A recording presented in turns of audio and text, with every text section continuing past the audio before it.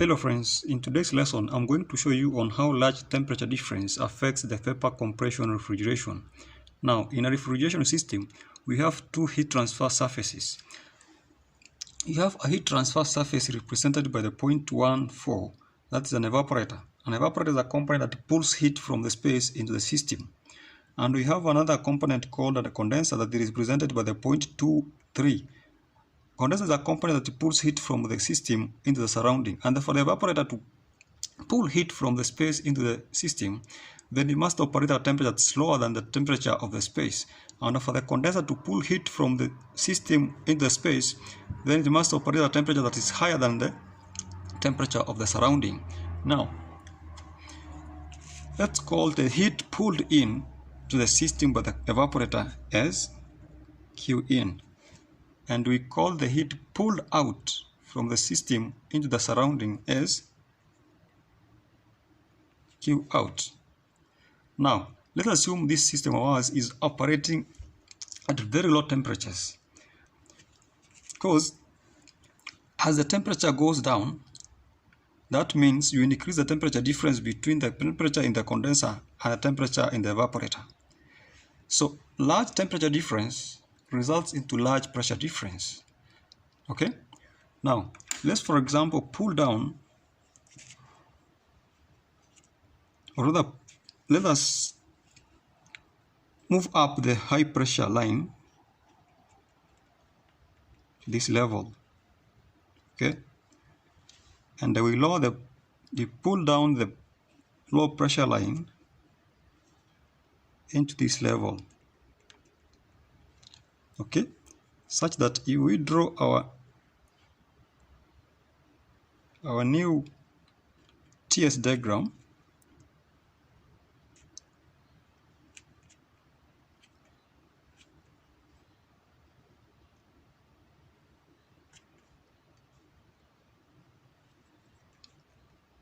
now this is how our new TS diagram will look like when we increase the temperature and pressure difference. Okay. Now, this means we have decreased the Q in. Okay? If you compare this length and this one, you'll realize that this one is longer than this one. Therefore, what we've done, we've simply decreased the Q in. By decreasing the Q in, that means you have affected what we call the refrigeration effect. Okay? And the lower the refrigeration effect, the lower the coefficient of performance of the system. How? Large temperature difference results into large pressure difference that will further result into less Q in.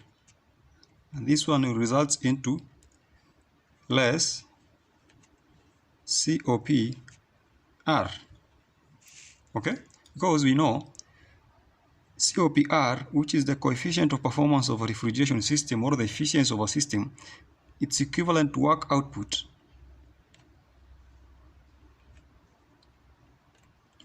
over work input. Okay? In this case, our work output is the refrigeration effect, that is the Q in. Okay? Therefore, we have RE over work input, okay, which is equivalent to the COPR. Therefore, if you lower this, that one means you will also be lowering this. Okay? Now, how do we solve this problem? If you want to know how this problem can be solved, then watch my next video. Kindly, if this is the first time you're watching this video, subscribe to my YouTube channel so that whenever a new video is out, YouTube is able to notify you automatically. Please share, comment, and you can also like. Thank you very much. Enjoy watching. But remember to watch my next video. Thank you very much.